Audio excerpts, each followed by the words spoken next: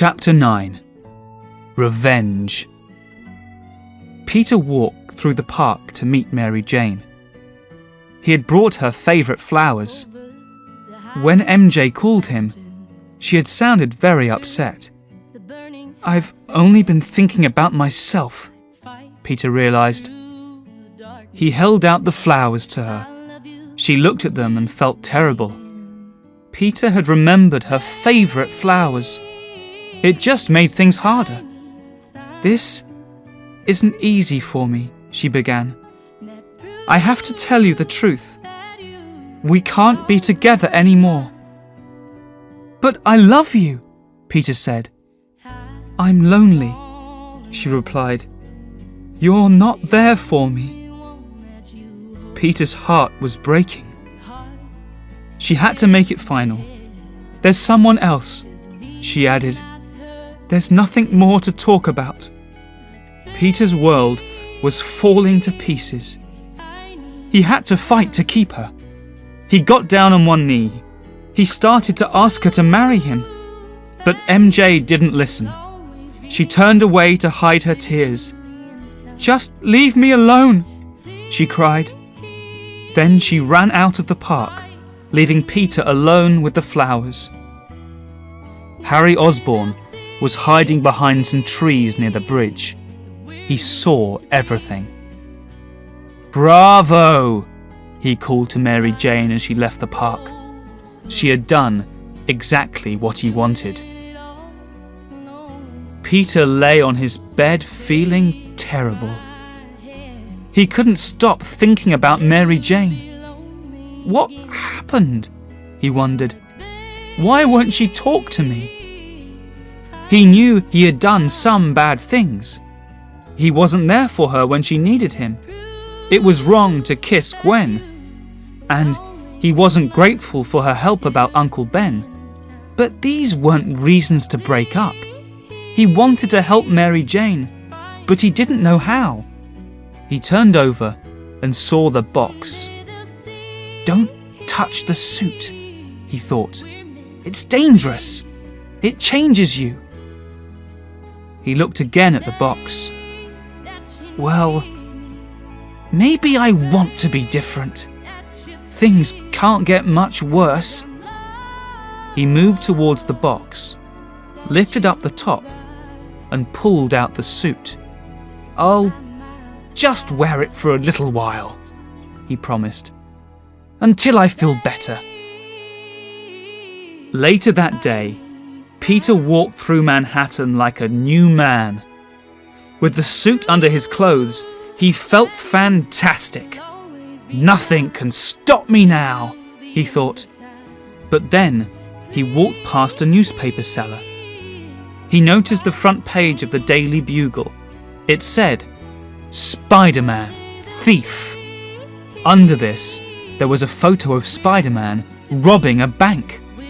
Peter looked closely at the photo. Immediately, he realized that it was two different photos. It was a fake. Someone had put them together to make Spiderman into a criminal.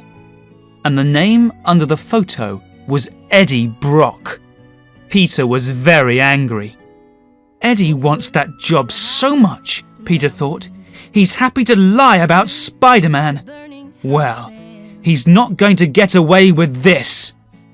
And he raced down the street towards the Daily Bugle office. Peter found Eddie at his new desk in his new office. There were a lot of people from the newspaper there. They were celebrating Eddie's new job. "Your picture is a fake," Peter shouted. "Give me a break," Eddie said with a smile. Peter pushed Eddie powerfully against a wall. "Peter, please," Eddie said in surprise. "If anyone finds out, no newspaper will give me a job." At that moment, Robbie Robertson appeared at Peter's side. He was Jonah Jameson's number 2 at the newspaper. He couldn't believe that Peter Parker was attacking Eddie Brock. Peter was so quiet and shy. Peter let go of Eddie and gave a photo to Robbie.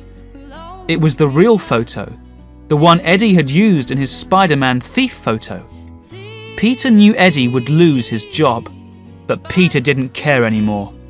He just smiled. Peter went silently into the Osborne house. He was wearing the black suit under his clothes. He didn't mean to put it on, but he couldn't stop himself. He needed to speak to Harry about Mary Jane. "What took you so long?" said Harry's voice. But it wasn't Harry. It was the new Goblin. "What?" Peter asked in surprise. "I was there for her, Pete," said Harry. "And when she kissed me..." Peter threw himself angrily at Harry. He shot webs at his old friend, but Harry cut through them easily. Then Peter held onto Harry's arms and they crashed through the long mirror on the wall. Behind this mirror was the Goblin's secret room. Peter ran at Harry and pushed him to the floor. He could easily kill him there and then. "Are you going to kill me like you killed my father?" Harry cried. "Your father tried to kill me," Peter shouted in his face. Finally, Peter was able to tell Harry the truth, and he was enjoying it. "He wasn't proud of you," he cried. "He hated you."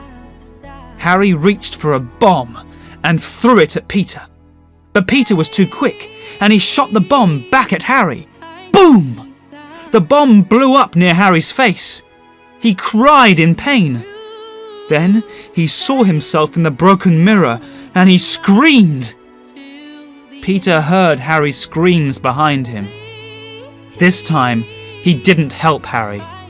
He jumped out of the window and away into the night. Peter was on the phone outside his room. Dr. Connors was telling him about the black goo. "Something very similar was found in a meteorite in the 1970s, said Dr. Connors. "It's very old. It's alive. And it can think." It can think? Peter couldn't believe it.